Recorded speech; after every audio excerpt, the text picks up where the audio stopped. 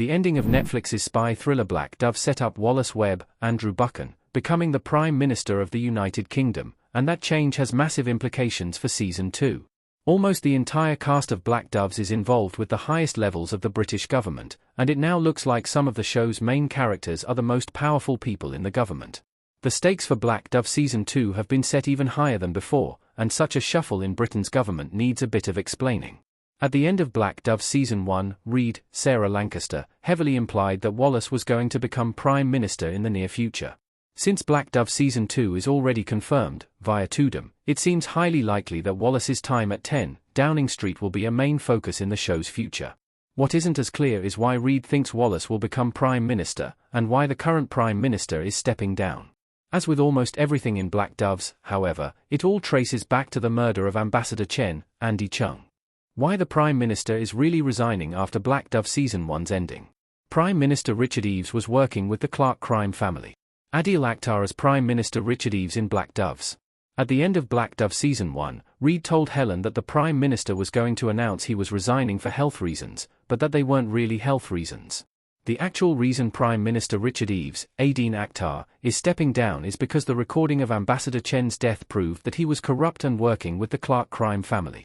As the American CIA chief said, Stephen Yarrick had implicated Eves, and the Prime Minister's resignation is likely the only thing that will keep him from being impeached for his corruption and ties to organized crime. Since Eves is set to resign in the spring, Wallace seems like a likely candidate to replace him. Helen noted earlier in Black Doves that he had a somewhat meteoric rise through the levels of government, and that he would be Prime Minister eventually. It's how Wallace went from a no-name politician to Minister of State for Defense in less than 10 years. An abrupt opening like Eves' resignation isn't exactly when Helen thought Wallace would become Prime Minister, but it's not entirely unexpected. What Wallace becoming Prime Minister means for Helen and the Black Doves in Season 2. Helen spying on Wallace will become much more valuable and give the Black Doves much more power. Once Wallace becomes the Prime Minister, Helen's work spying on him is going to drastically change. The secrets she steals from Wallace are going to become much more valuable, which means that Reed won't be able to get rid of Helen, no matter how much she wants to. Helen's secrets will be able to make the Black Doves one of the biggest names in the information trade, as they'll have a direct line to the highest seat of power in the British government. There are plenty of people around the world who would pay to have such intimate knowledge of what the Prime Minister is up to. Wallace's promotion could also cause problems for Helen, however.